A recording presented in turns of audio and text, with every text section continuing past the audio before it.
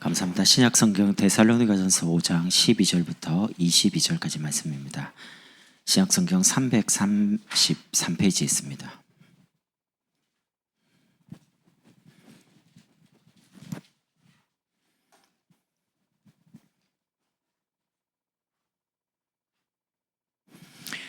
데살로니가전서 5장 12절부터 22절까지 제가 한 절 읽고 여러분이 한 절 읽고 제가 먼저 읽겠습니다. 형제들아, 우리가 너희에게 구하노니 너희 가운데서 수고하고 주 안에서 너희를 다스리며 권하는 자들을 너희가 알고,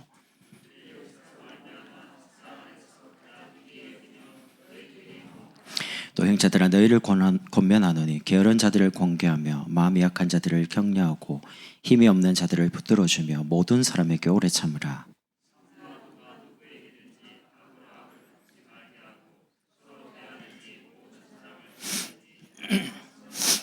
항상 기뻐하라. 범사에 감사하라. 이것이 그리스도 예수 안에서 너희를 향하신 하나님의 뜻이니라. 예언을 멸시하지 말고, 같이 읽겠습니다. 악은 어떤 모양이라도 버리라. 아멘. 여러분의 응답이 금방 안 올 때 작은 응답 받는 횟수를 조금씩 늘려가야 됩니다. 그래서 오늘 제목이 응답의 횟수를 늘려랍니다.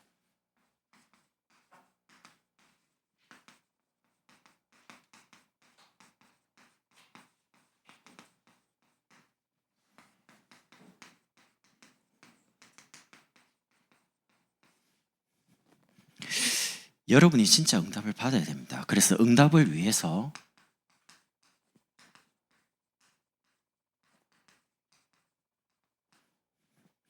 여러분이 왜 응답 받아야 되느냐, 이유를 가지고 계셔야 됩니다. 여러분, 이유가 있으면 오늘 밤에도 응답 받을 수 있습니다.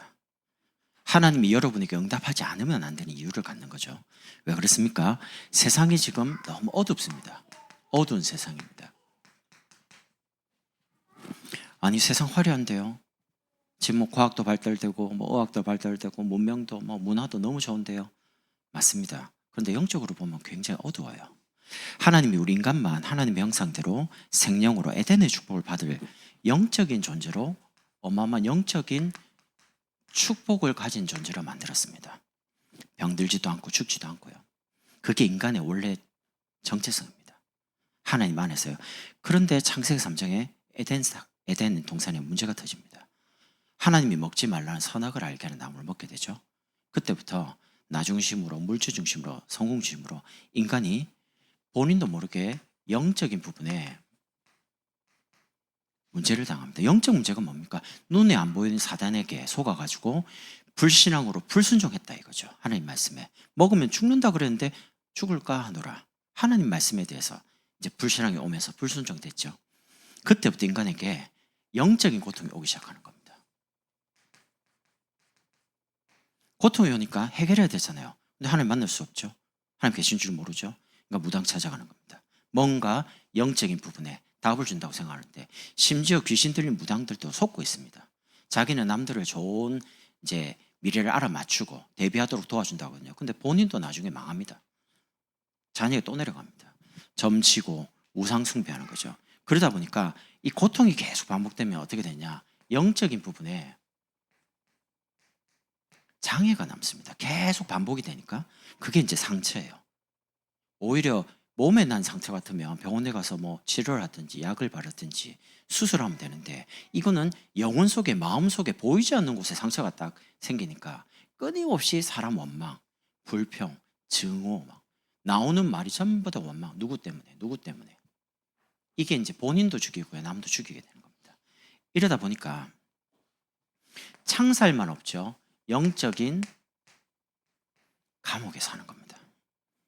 고집은 엄청 강하죠. 영적인 부분에는 모르죠. 무지. 그러니까 해결할 수 있는 능력이 없어요. 예수 믿고 교회 다니는데 문제투성인데 기도할 힘도 없어요. 기도하면 응답받을 수 있는데 마음에 기도하면 되겠다라는 생각이 안 들 만큼 영적으로 너무 황폐해 있는 겁니다. 이러니까 영적으로 이제 방황하는 거죠. 어떻게 합니까? 하나님 말씀을 어쨌든 바르게 지켜보려고 애를 막 씁니다. 율법적으로. 근데 하나님 말씀을 다 지킬 수 있냐? 못 지킵니다. 율법을 지켜서 구원받지 못하고요. 율법을 완성하신 분을 보냈습니다. 그리스도입니다. 그분을 믿음으로 인해서 율법을 지키는 게 아닙니다. 완성해놓고 하나님 만나는 길을 여신 그리스도를 믿음으로 말미암아 구원받는 거죠. 그러니까 뭔가가 답답하니까 자꾸 말씀 밖으로 나가서 뭔가 듣고 싶고 느끼고 싶고 막 뭔가 체험해보고 싶은 게 신비주의입니다. 여러분 신비주의 한번 딱 맞들이면요, 교회 오면 예배 싱겁습니다. 재미 하나도 없습니다. 그냥 기도회가 뭐 들리고 보이는 게 좋아요. 꿈에 나타나고 이렇게 가라. 그게 너무 좋잖아요. 뭐 선명하죠. 근데 그런 거 계속 꾸면요 큰일 나요. 그러니까 목사님 설교도 안 들리고 성도 말도 안 들리고 그 누구 말도 안 들어요.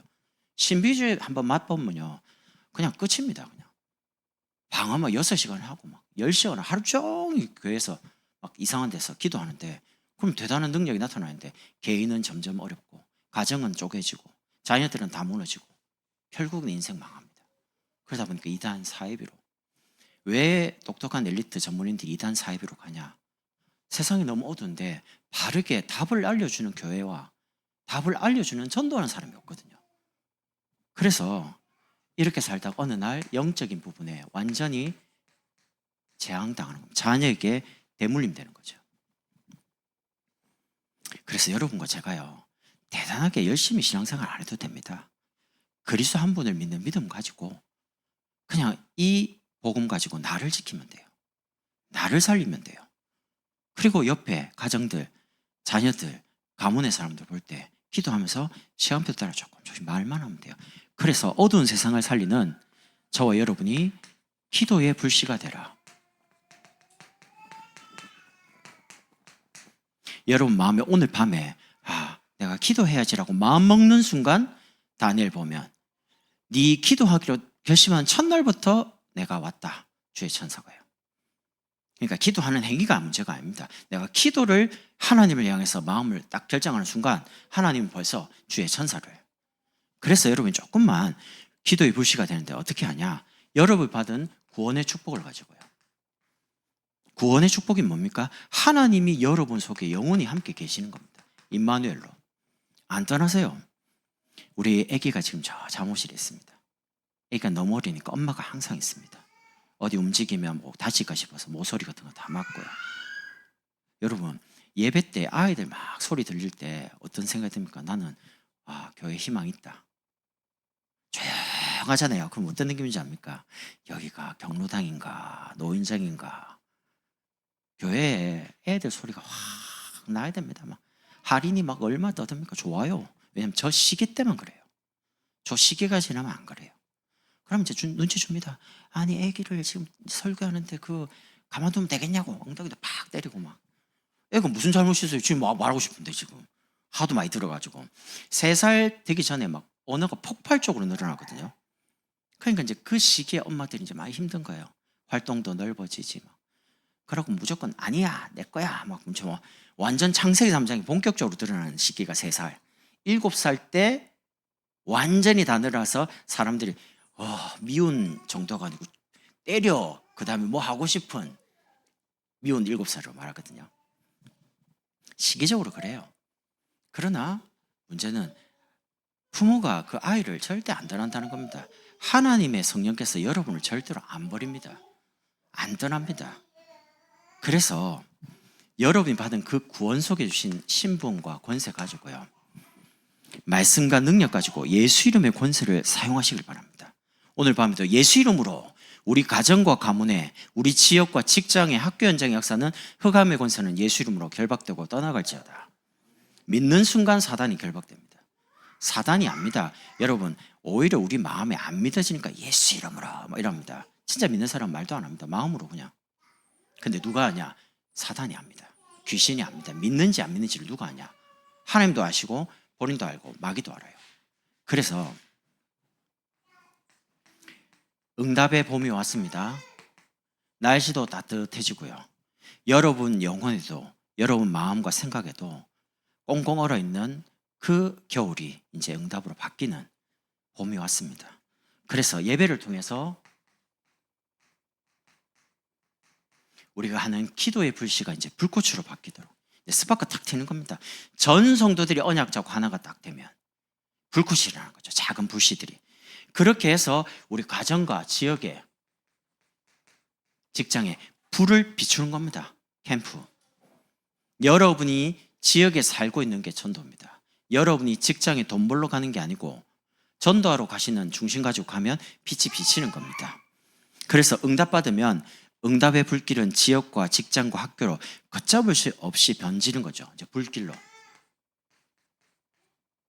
그러니까 여러분이 작은 응답들을 계속 확인시켜 가는 거죠. 이번 주 수요일 날 우리 애가요, 사실 지금 2주 동안 이제 계속 야자를 해요. 10시까지.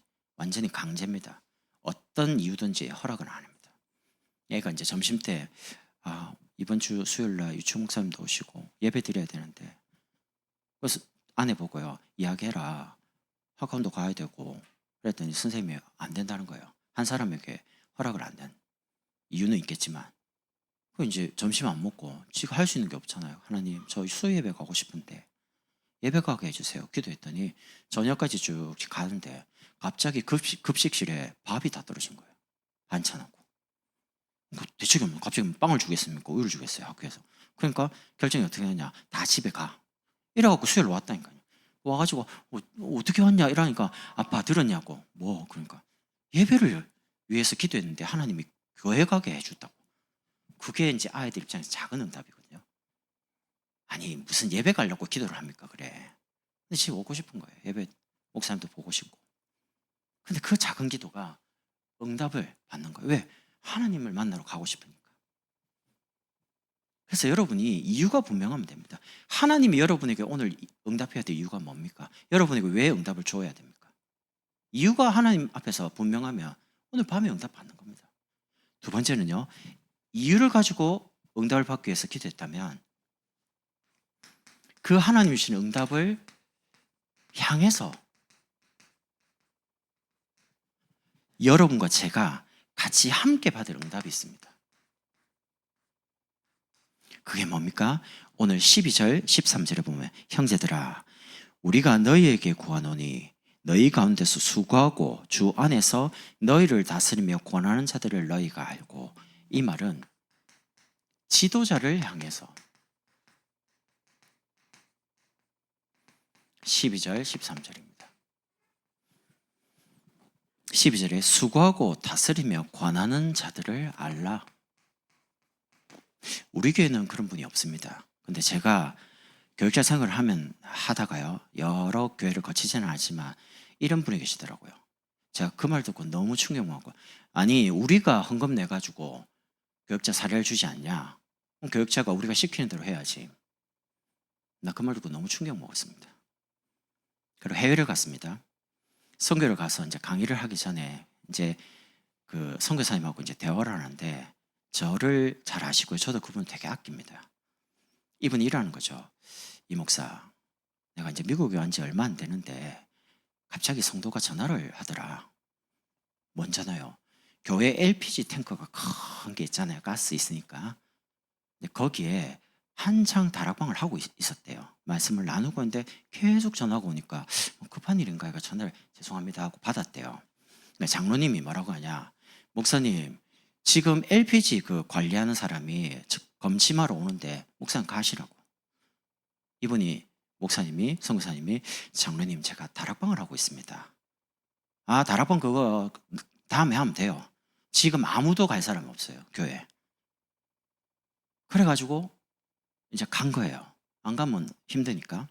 그래 가서 이제 뭐 이렇게 저래 하는 거 사인도 하고 했겠죠. 그러고 나니까 이제 뭐 서류 같은 거 줄 거 아닙니까? 미국은 그런 게 까다로우니까. 이제 받아가 이제 교회를 턱 내니까, 목사님 우리가 당신한테 그 헌금을 해가지고 사례를 주니까 당신은 우리가 급할 때 이렇게 요청하면 언제든지 해야 된다. 그 말을 저한테 하는데 내가 보통 충격이 되는 게 아니에요. 미국 사람들이 가지고 있는 목회적 관이구나. 교회가 안 되겠구나. 미국 사람들은 어떻게 다 그렇지는 않습니다. 그러나 우리들은 직분을 가지고 업을 가지고 열심히 일주일 동안 돈 벌고 교회 와서 봉사를 합니다. 그럼 목사님도 잡을 가지고 열심히 돈 벌다가 주일날 교회 와서 직분이 목사니까 설교해라. 이게 목회적 관입니다. 절대 교회 전도등 안 합니다. 그러니까 내가 돈을 주니까 네 월급 부리는 사람 아닙니까? 우리는 그런 거 없어요. 한국은 그런 게 없잖아요. 정서가. 목사님도 굉장히 소중하게 생각하고 어쨌든 목사님이 편하게 기도하고 말씀 전하고 전도하기에 이제 힘쓰도록 많이 도와주잖아요. 그러니까 이게 그 말입니다. 메시지를 전하는 사람이 메시지 전에 만약에 뭔가가 예민해져 버리면요, 바른 메시지가 전달이 안 됩니다. 근데 마귀가 신기한 건요, 꼭 메시지 전에 뭘 탁탁 건드립니다. 집중 못하도록 딱뭐 인간적으로 막 감정 상황을 딱 말하고요. 그런 게 있어요. 사단이 그거 잘 압니다. 그래서 여러분이 진짜 목회자, 교역자, 앞으로 우리가 교역자들 많이 키워야 되거든요, 신학생들. 그래서 진짜 교회를 살리는 운동을 해야 됩니다. 그러면 좀 부족한 게 보여도요, 굉장히 소중하게 생각하고 기도해주고, 만약에 교역자가 하고 싶은데 말 못하잖아요. 그러면 이제 담임 목사 이야기해서 그런 부분을 고쳐가도록 계속 메시지 주고 권면하면 돼요. 근데 그걸 못 기다리는 거예요. 에이, 전도사가 돼가지고, 강사가 돼가지고, 목사가 왜 저래? 처음부터 목사는 아니거든요. 그래서 굉장히 메시지 전하는 사람을 소중하게, 귀하게 여기고, 두 번째, 기위 여기라. 여러분, 아무리 뛰어나고 엘리트라도 강단에서 선포된 그 말씀 안에서만 응답받습니다. 그 이상으로 안 나옵니다. 그 이상으로 갈 수가 없습니다. 강단에서 계속 메시지가 이어서 축복된 메시지 나오죠. 여러분 계속 갑니다. 근데 강단이 딱 멈추죠. 안 나옵니다. 아무리 몸부림쳐도 응답 못 받습니다. 그러니까 이게 메시지가 중요한 거예요. 그래서 너희끼리 화목하라. 저는 우리 교회 장로님들하고 1도 갈등이 없습니다. 장로님들 뭐 말하잖아요. 이게 진리나 여러 가지 부분에 제가 생각할 때 아니다. 그럼 무조건 양보합니다. 그렇게 하시죠. 근데 제가 생각할 때 이분이 정말 전도운동에 생각하는 부분인데 장로님들이 그걸 이해를 못 하신다. 그럼 일단 설득을 합니다. 제가. 설득을 하는데 안 받잖아요. 그런 거를. 저는 지금 몇백 명을 데리고 봤단 말이죠. 그럼 이제 못 본 분은 이해를 못 한단 말이죠. 그럼 이제 설명을 합니다. 설명을 하는데 못 알아듣는다. 이해를 못 하신다. 기다립니다. 일단. 기다려줘. 어떡하겠어요. 잘못만 하면요, 사람 상처받거든요. 어떻게 상처받냐? 아니, 목사님 지 알아서 다 하는가 보다. 지금까지 다 그래요, 사람들이. 목사님 알아서 하겠지. 그럼 문제 어떻게 되냐? 중지자분들은 관심이 없어져요, 교회에 대해서. 목사님 알아서 혼자 다 하는데, 다 결정하는데. 그럼 이제 어떻게 되죠? 목사님은 하려고 하는데 아무도 안 따라줘요. 아니, 지금 여러분이 그렇고 제가 그렇다는 게 아니고 일반적으로 그렇다 이거죠.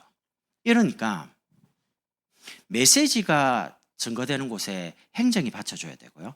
행정 그 뒤에 제자, 사람이 움직여줘야 됩니다. 사람 움직이니까 그냥 움직입니까? 아니죠. 재정이 같이 붙어줘야지만 이게 이제 전도운동이 일어난단 말이죠.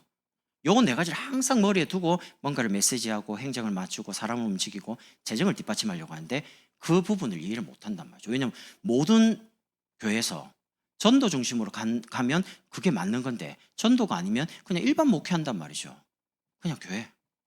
그냥 뭐 장로님들하고 잘 이렇게 해가지고 뭐 인격적으로. 근데 그런 게 아닙니다. 교회의 주인은 제가 아닙니다. 여러분도 아닙니다. 제 생각대로 가면 안 되고요. 여러분 생각대로 가도 안 돼요. 말씀대로 가야 돼요. 말씀 나오는 대로. 아닙니까? 맞습니다.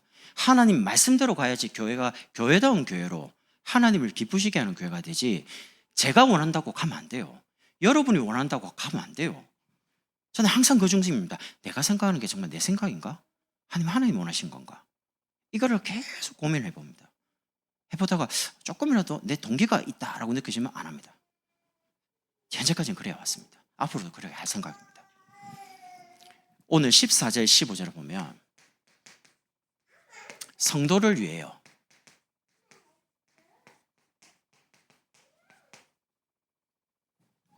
이렇게 나옵니다. 또 형제들아 너희를 권면하노니 게으른 자들을 권계하며, 게으르단 말은 규모가 없단 말이죠. 함부로 자고 함부로 일어나고 막 삶이 뒤죽박죽, 그 사람을 권면해라. 그리고 마음이 약한 사람, 마음이 약할 수 있잖아요. 그 자꾸 흔들려요. 심리 약한 사람, 마음이 자꾸 흔들리고 낙심하고, 이런 사람들을 뭐라고 하지 말고 격려해라. 여러분, 교회 와서 사람 살리세요. 맞는 말 하지 마시고 사람에게 용기를 주는 말을 하시는 거예요. 교회 와서 틀린 거 보이면, 틀린 사람 보이면 아, 나도 틀릴 수가 있겠구나 생각하고 틀린 거를 주의하고요. 맞는 말을 하는 게 아닙니다. 사람을 살리는 말. 괜찮다 그러고요. 나도 그랬다. 그래서 같이 기도하자. 예배 드리자. 용기 내라. 내가 기도해 줄게. 목사님께 말씀 같이 기도할게. 이렇게 하면서 자꾸 격려를 해주라니까요. 칭찬은 고래도 춤춘다는 책이 있잖아요. 아무리 어린아이도 계속 격려하면요, 그 아이가 그 격려 속에서 어마어마한 인물이 됩니다. 사람이 별거 아닙니다. 말 한마디에 천냥빚도 감당하는데 좋은 말 하고요, 예쁜 말 하시고 격려되는 말. 세상에 보면 책들 보면요, 예쁜 말 하는 거, 고운 말 하는 거, 이런 책들이 많습니다. 옛날에 그 책들을 좀 많이 봤거든요. 말이 너무 직설적이라. 말은 맞는데 사람이 일단은 기분 나쁘다 그래요, 나한테 대놓고. 그래서 내가 이거 어떻게 고치지? 기도를 엄청 많이 한 거예요. 하나님, 전도하고 제자를 키워야 되는데 사람이 주변에 한 명도 없어요. 맞는 말을 하니까. 맞는데 들으면 기분 나빠. 힘 빠져. 어떻게 합니까? 이거 풀어야 되는데. 기도 계속 하는데 하나님 지혜를 주더라고요. 거기에 대한 책도 보게 되고, 거기에 대한 유튜브 강연도 보게 되고, 이러면서 자꾸 어떻게 사람들은 예쁜 말 쓰는 거지? 제가 임기응변에 꽤 능한 사람입니다. 진짜입니다. 왜 그러냐? 모릅니다. 기도 계속 하는데 탁 사람 만나면요, 뭔가 탁 있잖아요. 그럼 사람 당황스럽거든요. 옛날에는 말을 못하고 가만 얼어가지고 이랬는데 요즘은 그냥 능구렁이처럼 쓱 이렇게 넘어가 봅니다. 왜 그러냐? 제가 사람을 안 잃으려고요. 장로님들, 일보다 사람이 중요하고요, 돈보다 사람이 중요합니다. 사람 잃으면 다 잃는 겁니다. 진짜입니다. 사람 마음을 얻어야 됩니다. 사람 마음에 감동을 줘야 됩니다. 제가 3월 마지막 주 오후 예배 때 마음 감동 캠프, 일단은 그렇게 제목을 잡아놓긴 했는데 조금 바꿔서라도요, 사람의 마음을 감동시키면 사람 얻습니다. 만약에 여러분이 하나님 마음을 감동시키면 어떤 일이 벌어지겠습니까? 여러분이 그렇게 힘들어하는 그거 하나님 해결 안 하겠습니까? 하나님을 감동시키라니까요. 사람을 감동시키라니까요. 사람 감동시키기가 어렵지 않습니다. 조금만 인정하고 들어주고 괜찮다 그러고요. 세상에 제일 외로운 사람, 내 편이 없는 겁니다. 여러분에게는 편이 있어요. 왜냐하면 제가 여러분을 24시간 기도하고 있기 때문에. 하나님은 내 편이에요. 왜? 내가 의지할 분이 하나님밖에 없어요. 그래서 여러분이 조금만 약한 사람들 보고 문제인 사람 말하지 말. 교회에서 사람을 안 다치게 하는 유일한 방법, 말을 안 하는 겁니다. 말을 딱 다물면요, 아무 문제가 안 일어나요. 영적 문제 일어나고 막 난리쳐도 딱 입 다물고 기도하고 가만히 있으면요, 이 사람은 예배 속에서 말씀을 계속 듣는 중에 치유됩니다. 그리고 힘없는 사람, 영적인 근력이 없어가지고 자꾸 이렇게 넘어지는 겁니다. 그런 사람을 어떻게 해요? 붙들어주며. 저희 어머니께서 집에 와시는데 근력이 하나도 없어요. 근력을 이렇게 휘청휘청거리니까 제가 옆에 팔도 부축하고, 또 넘어질 것 같으면 옆에도 팔짱도 끼고. 왜냐하면 근력이 없으니까. 내가 어릴 때 어머니가 나를 붙잡고 이렇게 다녔는데 이제는 어머니 나이가 이제 80이 되니까 내가 짠하기도 하고요, 여러 가지 어려움 당하니까 불쌍하기도 하고, 나이가 이렇게 들어가서 인생이 마무리가 되는 거구나. 진짜 예배 속에서 은혜 속에 있다가 주 앞에 가야 되는데 어쨌든 어머니를 케어하려고, 영적으로, 유신적으로요. 그래서 여러분이 오늘 뭐라고 합니까? 모든 사람에 대해서 오래 참으라, 이렇게 나옵니다. 왜요? 사람을 안 잃으려고요. 사람을 안 다치게 하려고요. 여러분 자녀에게 하고 싶은 말 다 하십니까? 여러분 자녀가 여러분 말을 안 듣게 될 겁니다. 여러분 직분이 중요합니다. 제가 목사기 때문에 장로님들에게 이렇게 하고 싶은 말을 함부로 탁 하고, 성도니까. 제가 어느 큰 교회 부목사님이 강도세까지는 그렇게 안 하던데요, 32살, 33살에가 목사가 됐는데 제가 이야기를 듣게 됐어요. 내가 그분보다 나이가 많았거든요. 전도사인데 뭐라고 하냐, 딱 부목사가 됐는데 어이 김권사, 그 말 듣고 너무 충격. 속으로 저기 돌았나. 32살, 33살밖에 안 된 게 권사님은 50대 중반, 60이에요. 어이 김집사 이러는데 내가 가까운 교회에 있었으면 한번 뭐라 하려고 그랬어요. 야 일로 와봐. 왜? 내가 아무리 전도사로도 집어 나이 많거든. 안 그래요? 1대1로 있을 때는 맞짱 떠도 돼요. 1대 뭐 다로 있으면 안 되지만. 정신 나갔나? 아니 그 직분이 계급장입니까? 저는 개인적으로요, 저보다 나이가 딱 한 살이라도 많죠, 예우를 합니다. 직분하고 상관없습니다. 전도사님이든 뭐든 간에 저보다 나이 많다, 무조건 개인적으로 예우를 합니다. 저보다 나이 어리다고 해서 함부로 막 이름 부르고 그래 안 합니다. 내가 주은 자매가 딱 20살 될 때 주은 자매야. 내 주은아 할 수 있습니다. 담배하고 친하거든요. 언니 동생이거든요. 이 담비가 갑자기 은영 집사님 보고 언니 이라더라고. 근데 너무 충격되고 그러지 마세요. 집사님 갑자기 왜 언니가 됩니까? 이담비는 언니 부르고 싶어요. 참 좋잖아요. 언니랑 고칭이 참 친근하고 좋은 단어거든요. 근데 공식적인 자리에 있을 때는 선생님으로, 집사님으로, 둘이 있을 때는 언니, 동생 괜찮습니다. 둘이 있을 때. 그럼 여러분이 그런 영적인 질서를 굉장히 잘 질서를 지켜줘야 됩니다. 그래야지만 이게 영적인 질서가 어느 정도 지켜져야지만 사람에 대해서요 잃지가 않아요. 저는 많은 사람 있죠. 제가 교육자들을 많이 데리고 움직였습니다. 그러면 안수를 먼저 받은 분들이 있어요. 목사님들 중에도. 그러면 목사라고 해서 다 같은 목사냐? 아닙니다.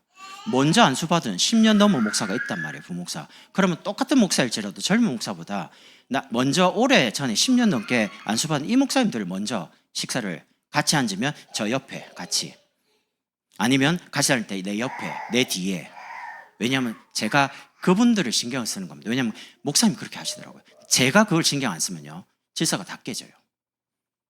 그러면 이제 장로님들도 나이도 있고 어떤 장로 안수받은 연차들이 있어요. 그거 잘 모릅니다 저는. 그러나 그런 걸 제가 무시 안 합니다.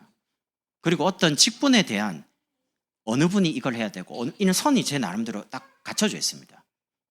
제 나름대로 그냥 마구잡이로 무질서하게 그렇지 않습니다. 제가 그걸 굉장하게 중요하게 여깁니다. 그게 만약에 미묘하게 탁 틀어지면요 사람 사이에 감정이 상해요. 감정 상하면 교회 일은 잘 안 돼요.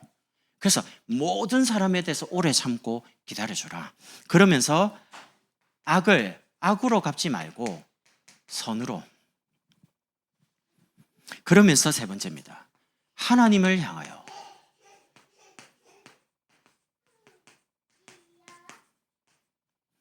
가만히 냅두세요. 신경 쓰지 마세요. 지금 애가 얼마나 좋겠어. 교회 왔고 영적인 예배 분위기에 지금 넓지요. 좋은 거예요 지금. 완전 천국이라.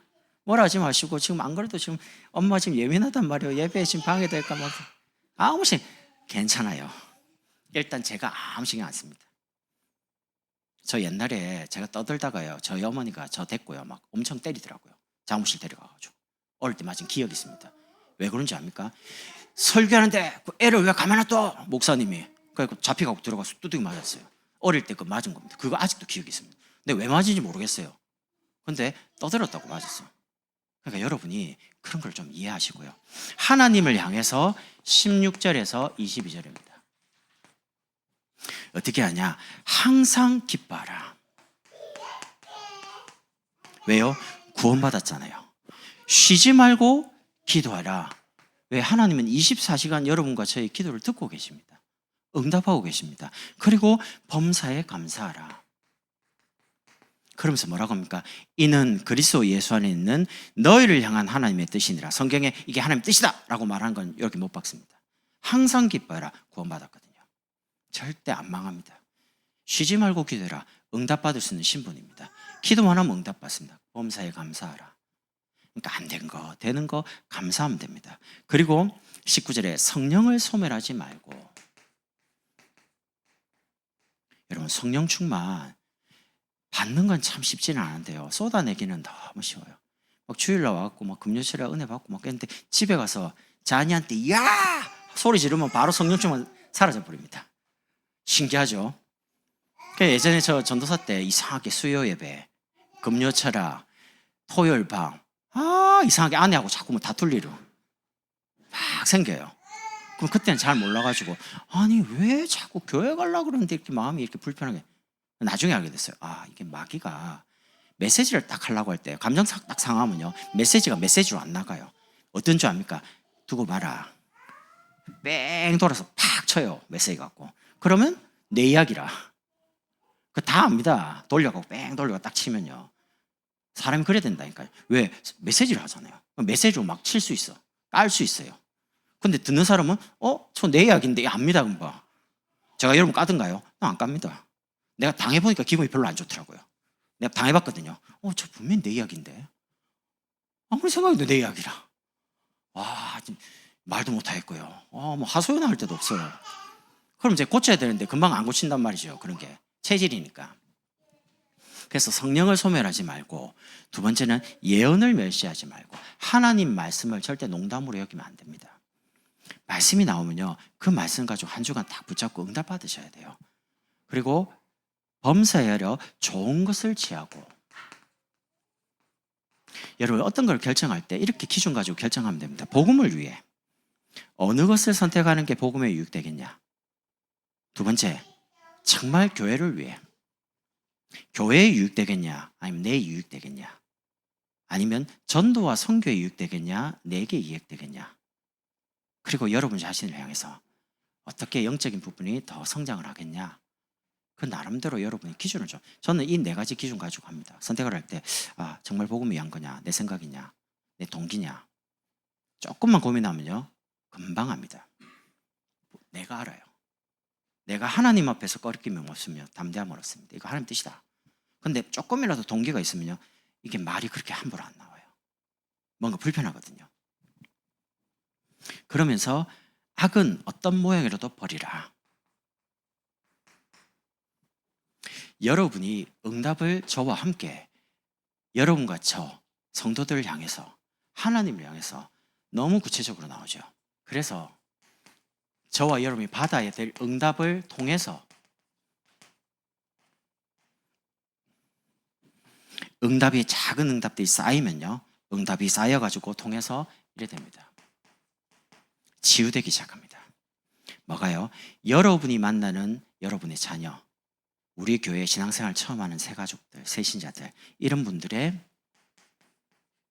각인들을 치유해 줘야 됩니다. 그래서 그분들이 흔들리지 않도록, 신앙생활 정말 흔들리지 않는 말씀 속에서 든든하게 절대망대로 세워지도록요. 그래서 아무도 가르치지 않는 사단이 만들어 놓은 잘못된 각인을 알려줘야 됩니다. 교회는 왔습니다. 근데 여전히 사단이 만들어 놓은 잘못된 각인 속에 있습니다.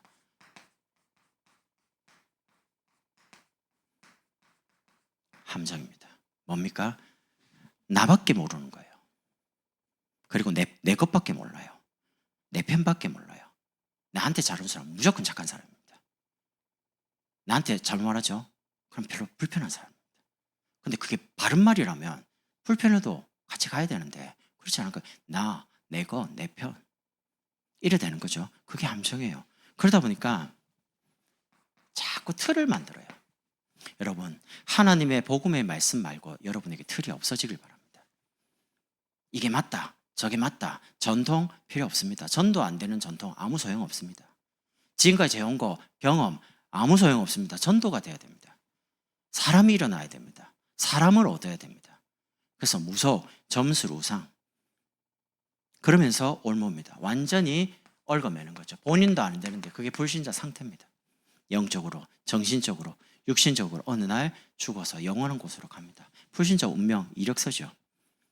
그래서 이 각인은 참 중요한 게 뿌리를 내리기입니다. 그래서 뿌리를 치유해 줘야 됩니다. 흔들리지 않는 망대로 이제는 하나님이 원하시는 절대 여정을 걸어가도록요. 여러분, 뇌에, 영의 보좌에 딱 들어간 것은 안 바뀝니다. 지금부터 말을 굉장히 주의를 하세요. 성경에 쓰임받은 사람의 특징들이 이유가 없습니다. 그리고 계산을 안 합니다. 맞으면 합니다. 없어도 합니다. 이유가 많으면요 계속 할 수 없는 이유가 계속 생깁니다. 어느 날 그만둘 수밖에 없는 이유가 생깁니다. 이유를 없애야 됩니다. 우리는 다른 이유를 가지고 있습니다. 나를 살려야 되고 가정을 살리고 후대를 살려야 되기 때문에 이유와 핑계를 없애야 됩니다. 제자 핑계 없습니다. 말씀이 맞으면 갑니다. 전도하는 사람 이유 없습니다. 핑계 없습니다. 아무 이유 없어요. 하나님이 부르면 가야 됩니다. 군인은 신분이 국가에서 불렀거든요. 그러면 몇 월 며칠 몇 시 입대, 그러면 아무 이유 없습니다. 그 시간 맞춰서 가야 됩니다. 머리 다 밉니다. 그 대신 국가가 먹는 거, 입는 거 모든 걸 다 책임집니다. 옷 다 책임집니다. 월급도 요즘 200만 원씩 준다면서요. 병장님. 저 때 9,900원 받았거든요. 진짜 그거 받고 어떻게 했는지 모르겠어요. 그냥 군대 가야 되니까, 의무니까. 의무란 말은 누군가가 책임진다는 말이거든요. 여러분과 저를 하나님의 자녀로 불렀다. 하나님 책임지는 거죠. 앞으로 우리 시대가 이 문제가 굉장히 급증합니다. 해결 못합니다. 계속 늘어나는데 이유가 뭐냐? 영적인 무지 때문이다. 몰라요. 영적인 병인데 영적인 것에 모르니까 해결할 수가 없는 거죠. 그래서 이런 부분들이 후대에게 계속 전달이 되는 겁니다. 자녀에게 공부 열심히 해라, 성공해라는 말하는데 이런 영적 사실에 대한 부분은 전달 안 하니까 어느 날 전문의인 되고 성공했는데 영적으로 탁 어려움 당하는 겁니다. 너무 많습니다. 약을 먹지 않고는 주체가 안 될 만큼 약까지 조절하면서 공부한 애들이 많고요. 불안증에, 대인기피증에 20대, 30대 48%인가 몇 년 전에 봤는데요. 사람 눈을 이렇게 딱 못 맞춘답니다. 눈을. 왜냐면 대인기피. 저는 이렇게 막 설교 때마다 여기도 봤다가 여기도 봤다가 여기도 계속 보고 이렇게 하거든요. 근데 사람 눈을 못 맞춰요. 불안해요. 불안한가 봐요. 눈알이 막 흔들려요. 정신적인 어려움이거든요. 그래서 우리 렘트들이 진짜 기도 속에서 자기 학업, 우리 장로님들이, 우리 중직자분들이 기도 속에서 자기 직업, 이 부분이 진짜 전도와 선교에 쓰임 받도록요. 그러려면 치유, 서밋, 237 교회가 가는 방향 속에서 여러분 말씀이 차분하게 여러분의 마음과 생각 속에 뿌리 내리면 됩니다. 어느 날 시간 지나 보면 여러분이 치유와 교육과 전도, 치유와 서밋과 237 살린 곳에 어느 날 여러분도 모르게 있게 될 겁니다. 그날이 이제 오기를 기다리는 거죠. 렘트들에게. 그러면 각인되고 뿌리 내린 것들이 드디어 우리의 삶으로 나타납니다. 체질 치유. 그러면 하나님이 예비하신 시간표를 따라 응답을 하나하나씩 받아갑니다. 이정표. 여러분이 지금부터요, 성령 인도다라고 확실하게 맞다라고 인정될 때까지 말씀도 분명히 나오고요. 성령이다 나올 때까지는 뭐 하시냐? 기도 계속 하시면 됩니다. 모르겠다. 가만히 계세요. 하지 마세요. 가지 마세요. 기다리시라니까요. 두 번째는요, 성령이 진짜 역사하시는 거 없다. 여러분 삶에 이거는 내 힘이 아니다. 성령이 역사하는 거다. 라고 성령의 역사가 나타날 때까지는 기다리세요. 나타나면 여러분 힘이 아니고요. 성령의 역사면 내 자신의 한계를 넘어섭니다. 세상을 넘어섭니다. 눈에 안 보이는 사단과 영적 싸움에 성공하기 시작합니다. 싸울 힘이 생기기 시작하거든요. 그리고 하나님이 주시는 성령의 열매가 맺을 때까지 포기하지 마시고 계속 사모늘, 예배, 그리고 말씀 운동 지속하세요. 사단이 포기해야지 여러분 포기하면 안 됩니다. 여러분 가정과 가문을 두고 지역을 두고 자녀를 두고 기도하다가 포기하지 마세요. 누가복음 18장에 항상 기도하다가 낙심치 말아야 될 것을 비유로 말씀하시되, 왜입니까? 힘도 없고 돈도 없습니다. 불의한 재판장에 가서 내 억울함을 해결해 주십시오. 근데 재판관이 보니까 돈도 안 가져와, 뇌물도 안 주고, 너무 귀찮네. 그런데 마음에 어느 날 밤에 내가 저 여자의 원한을 풀어주지 않으면 엄청나게 나를 귀찮게 하고 맨날 찾아와가지고 울면서 막 해결해달라고 하면 귀찮잖아요. 그러면서 하나님이 과연 불의한 재판관이냐? 하나님이 여러분의 마음의 피곤함, 여러분의 눈물, 여러분의 원한을 외면하시는 분입니까? 모릅니까? 알거든요. 그래서 포기하지 마셔라. 그 눈물의 기도 덕분에 자녀가 전도자로 세워지고, 그 눈물의 기도 때문에 그분이 어느 날 중요한 때 복음을 받게 돼서 여러분과 같이 신앙생활을 할지 어떻게 알겠어요? 그래서 여러분의 자녀가 여러분과 함께 전도운동하는 제자로 서고, 여러분의 배우자가 여러분과 함께 브리스길라 아굴라 부부가 되고, 그래서 여러분 마음에 하나만 없으면 돼요. 우리 남편 절대 안 돼. 우리 아이 절대 안 돼. 말은 안 하는데 그런 게 딱 있습니다. 절대 안 돼. 자, 무슨 이게 안 돼 이러면요, 성령이 역사를 안 해요. 그걸 막이 안 다니까요. 안 되는 조건이지만 그리스도는 바꿀 수 있다. 그런 믿음을 자꾸 고백하면서 여러분 요만큼까지 불신앙이 올라오도록 해도요, 마음속에 간직해야지 말로 딱 뱉어버리면요, 큰 파장이 일어나요. 불신앙을 딱 말하면 말한 그게 여기 뇌에 또 박혀요. 말하니까 계속 들리니까. 그리고 그 불신앙은 누군가에 전달됩니다. 그러지 마시고 하나님은 기도 응답하신다. 응답의 봄이 왔습니다. 마음과 생각에 꽁꽁 얼어있는 것도 이제 녹습니다. 봄이 왔으니까 응답 올 거거든요. 그래서 작은 응답들을 계속 어느 지점에 교통사고가 큰 대형사고가 탁 터지죠.